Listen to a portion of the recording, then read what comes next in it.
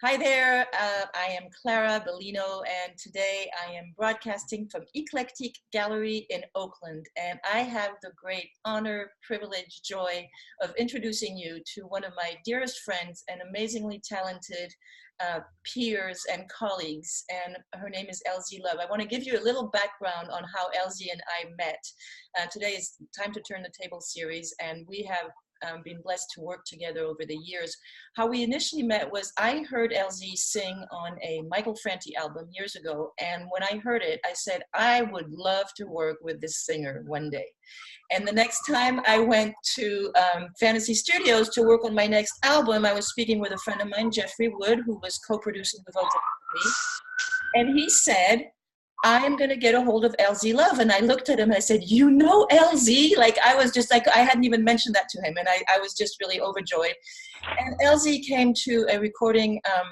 We recorded together a song of mine called Peaceful Solution, and on that particular album.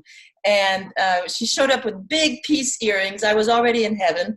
And we, the day we recorded the first track she was singing on, at one point she said, okay, I'm going to put a fourth harmony on this. And I looked, I'll never forget, I looked through the window of the control room and I said, you can do that? Like a fourth harmony. Anyway, LZ is a dear, dear friend of mine, as I mentioned. She's amazingly talented. I'm really grateful to be able to share some of her story with you today. So first of all, I want to please say welcome, LZ. Welcome to Time to Turn the Table. Such a pleasure to have you here today. How are you doing today in Los Angeles, California? Blessed and highly favored. How are you? I'm doing very well, thank you, in Northern California. It's really such a joy to be here with you, and I wanted to get right into it. I wanted to ask you, my first question for you is, do you remember the first time that you knew in your soul that music was going to be part of your life, was going to be your life, was going to be something you wanted to share? Yes, when I was 6 years old, I joined the junior choir at St. John Missionary Baptist Church in Oakland, and the pastor pointed me out to sing lead, and I was terrified, and I was so scared. I didn't know why and how he knew that I could do it, but somebody must have told him that I could sing. So I sung my first solo, The Angels Are Watching Over Me. And the response from the audience when I was singing, I was just shocked that I could make people, respond to me that way. So that was my first experience, and I will never forget it. I bet at 6 years old, that's really amazing. Did you ever, has there ever been any time in your life where you wondered if you could let music go, as music being part of your life, or performing, and if so, why? And if not, never mind. Yeah, never letting music go, but the pros and cons, the politics, the deceit that goes with it, unfortunately, can make you feel that way at times. But music, I could never let it go. If I didn't do no more than entertain myself in the middle of my studio apartment, singing and feeling good about it. And my neighbors seem to love me when I'm singing too.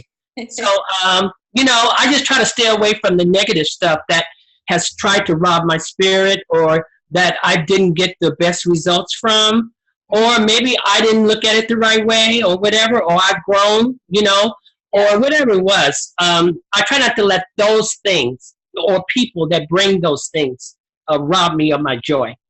That is awesome, and your neighbors are blessed to have you to be able to do when you do sing in your room.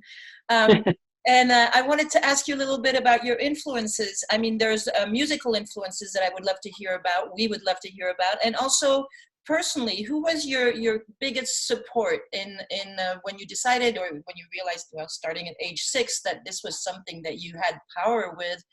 Who was your support, encouragement, and who were your inspirations beyond that? Well, I have a sister that started off as like a jazz blues singer, and they used to call her Little Jeannie. And I used to watch her, preparing for her shows, and I just thought that was really cool. Unfortunately, her career got taken away from her because she had a jealous husband that decided all of a sudden that he didn't allow her to go back to play in the clubs because somebody at the club was flirting with her. Mm-hmm. So she's still a very talented woman, but she was my first influence. And then, of course, gospel. And this lady behind me, Mahalia Jackson, was one of my biggest influences, just to see how she can make you feel her, you know, from the crown of your head to the tip of your toes. That's the way that woman sang. Uh-huh. Oh, gosh. We have a shared story there. I listened to Mahalia Jackson when I was 7 years old because my parents brought back records from the United States, and that was one of them that I listened to over and over, Mahalia Jackson. And so I think it's really interesting that, you know, you were in California, in Oakland, listening to and enjoying Mahalia Jackson, and we'll go back to that story in a little bit. And also, you know, and I was in a little village in the French Alps, and I was listening to Mahalia Jackson, and somehow you and I met, which I think is really wise minds thinks alike, like as my mama used to say. and we end up attracting each other into each other's lives, which I keep saying this, but really so grateful for.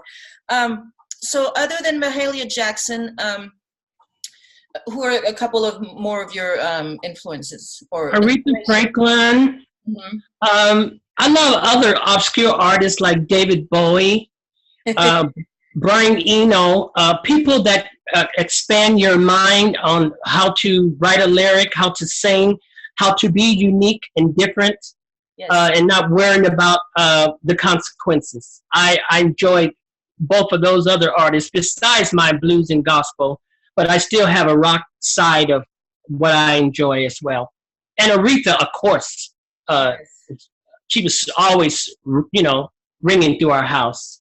I know you were very moved, and so were many, many people when Aretha passed away. And I know you that was a big turning page for you, and understandably so. And yeah, why do you think? And I'm sure there's plenty of reasons for this, but what do you think it matters that you or other people who do music and art, it matters to have something to say, or that, you know, it matters that people who like you and I and other artists continue to do what they do? Why do you think that matters in the world? And what do you think your role is? Obviously you connect with people, you inspire people, you share an amazing talent. What do you think as a big picture, like what's the, you know, what is our role what do we bring to the world? What do you think you bring to the world? Yeah. Music is a healer, and music can reach people where if you're just talking to someone or just, you know, trying to convince someone just in conversation, they might not get it. But through a song, it can seep through a mind or a heart that might be hardened, or that might not be really aware of who you are or what you are, or not even really open to what you are. And your music and your spirit can connect with people. Me being a trans woman, I am transgender. When I started off singing, like in other places where people didn't know I was transgender, when articles came out, cover stories or interviews, when people found out, they were very touched because they never knew anybody like me, but they were touched that they were moved by me without judging me or judging me as color or trans or whatever, by the spirit. That has a way of reaching people where it hides all multitudes and faults. Yes, that's really well said. Thank you.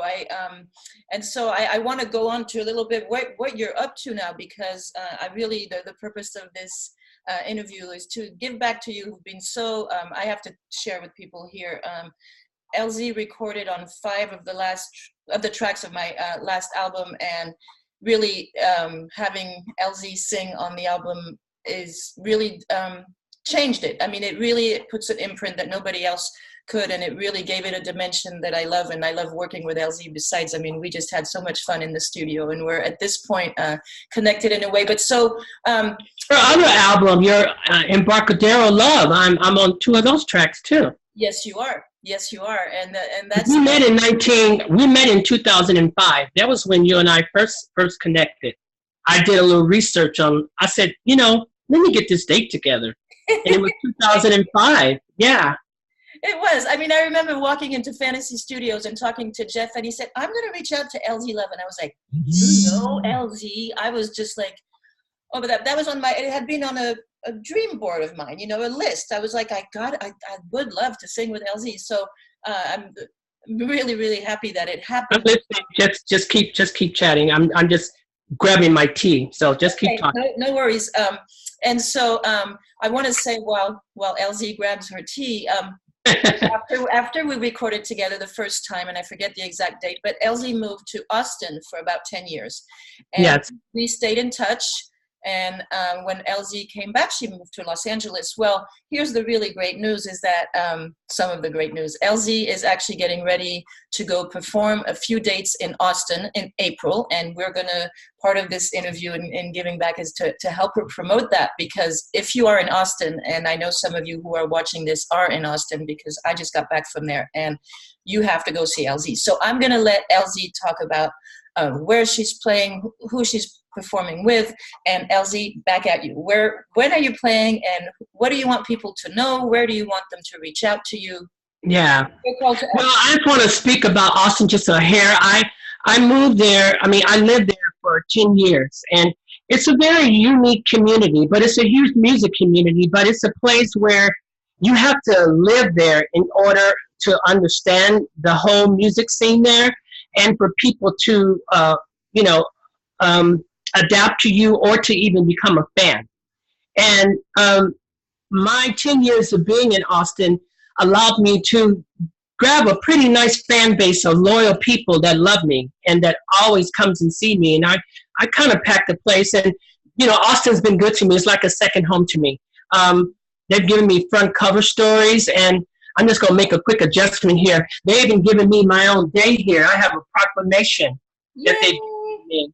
You know, my own day, a proclamation, LZ Love Day, November the 29th is LZ Love Day. So for me to have my own day there, you know, you don't get those kind of accolades easily, you know. So, but I'm going to be playing at the Continental Club on my birthday, the 27th of April, from 8 p.m. to 9:30 p.m. I'll be playing at the Skylark Lounge on the 28th from 6 p.m. to 7:30 p.m. I'll be, oh, God bless the ambulance. Hope they're okay. Yeah. I'll be playing Monday, the 29th, at the Hilton Hotel, the Austin Hilton, doing an acoustic show with my dear friend Adam Ravens. And there's a whole list of other dates. If you become my friend on Instagram or on Facebook, I'm listing a lot more dates that I'm playing there. Plus, I have some European dates coming up with my other band that I work with, some amazing guys from Paris and from Switzerland called Fat Strut. And we just got an agent, and we got a lot of tours and things that's coming up for this year. TBA, to be announced. I am so excited for you that you get to go back to Austin, your second home, as you called it, because you lived there, and like you said, you worked hard, and you took the time to build a following there, and I know they're really happy to see you come back. And if I were there, I would come see you. I'd come see you anytime I can. You too. And also that you're then traveling to Europe. And so the name of the band that you're playing with, in other than the acoustic night when you're playing in Austin, is the Do Rights, right? Yeah, LZ Love and the Do Rights. I love that. My band. Yeah, we spell it unique. It's DUE. DUE. I love that name. And so what we're going to do is we're going to wrap it up here pretty quick. But anytime we are going to promote this interview, we're going to make sure to list your links, and I'll be in touch with you so that I have all of that correctly, the links and the shows. I know where your information is, but we're going to make sure to share that anytime we share this interview. And we'll make sure to invite people to friend you, follow you, contact you in the different ways that you mentioned. And just in closing, since we mentioned Mahalia Jackson earlier, I also wanted to say, so we're broadcasting from Eclectic Gallery, which is in Oakland, and we specifically put a poster in the background here because I know that Big Mama Thornton was also a big inspiration or a source of inspiration for you, and that's why we have this poster here in your honor. Yeah, and she was an advocate. Yes, and my husband was the president of the Rock Poster Society, so we looked for something that fitted you, and we knew this would work. And then I just wanted And to people, go out and get Clara's new album, Unexpected, people. It's an amazing, amazing piece of work. I'm proud to be a part of it. If you want to hear some real music, some real musicians, some real songwriting, real songs, treat yourself, treat your ear, pass it down to your children, to your friends. thank you so much for the shout out, Elsie. I really appreciate it, and it was so much fun working with you on that. Boy, do we have short stories to share about that. And I want to close on, because you have Mahalia Jackson there, and like I mentioned in the beginning of the interview, I think it's really awesome the way that the universe conspired, me listening to Mahalia Jackson in a little village in the French Alps, and you here kind of around the same time. But you shared with me, and I'd like you to share it in closing here, the story of actually meeting Mahalia Jackson when you attended a show of hers when you were 8 years old, and you played hooky from the church to go see her. And on a Sunday afternoon. And I know by my skin, because of all the amazing moisturizer I'm using, I don't look like I was it back in the 60s, but I was. This was like, I think, in 1962, 63. She played at the Open Auditorium. And we went to go see her, and she was amazing. It was sort of towards when she was becoming ill, but she looked like she had some type of throat problem, because I saw her breathing in her in her handkerchief. Maybe she was breathing, or maybe she was spitting up something or whatever. But she still was singing her tushy off. And we knocked on her door after her concert, because it was easy. They didn't have all the security and all that back then. And we knocked on her door, and all my friends were taller than me, because I was always around bigger people. So she looked down at me and just fell in love with me, because she never had children.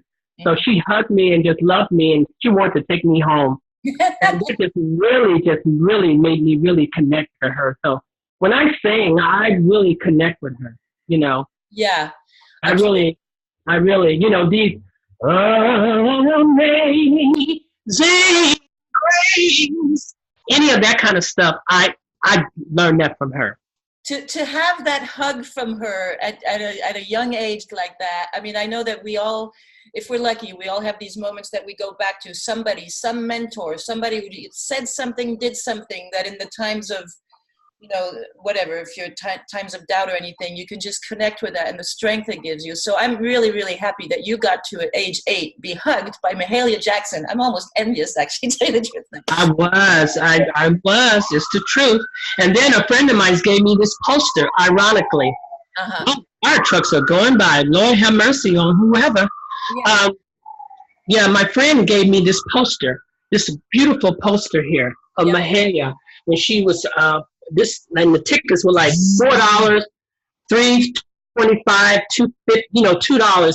So and this was a concert that she did at the Portland Public Auditorium. So he gave me this poster for a birthday present, and I almost fainted when he gave me this as a present years ago. Beautiful to have you on your wall as a reminder of what you're here to do and who you're connected with. I think that's really cool and a great reminder. Well, listen, it has been a really great pleasure to ask you a few questions and share who you are with the people who are going to see this. And so for the coming month and all the way through your shows, we're going to place this in the places where people can see it and find out about you and get to enjoy you and your story. And my hope is that if they're anywhere where you are performing, that they go find out what. Come on out on the 27th. It's my birthday. So come out and give a girl some love. Go and give LZ some love on her birthday in Austin on April 27th. And also continue to support her. We've had the pleasure of performing a couple times together. I have to say, just to have LZ even playing a tambourine and singing with me in LA is it just holds the thing together. It is a joy. It was a pleasure. As always. Always. Joy to see you, joy to enjoy you, and you're a great inspiration to me. And there's some things I want to learn from you still, of course. All right. Vice versa. And I'm going to give you all my links so you can share them with people when they watch this. I'll give them to you after we hang up. Okay. Have a beautiful day. I'm going to stop the recording right now. You and I can stay on, but I'm just going to stop the recording so we don't. Okay. Thank you so much. Thank you so much. Beautiful time shared with you. Elsie Love, people, go check her out. Give her some love. You will be really happy you did. I love one thing she says is that come out and hear live music. You will feel better for it. And in Elsie's case, that's absolutely true. All right. Love you. Praise Talk to you God. soon. Bye-bye. Bye.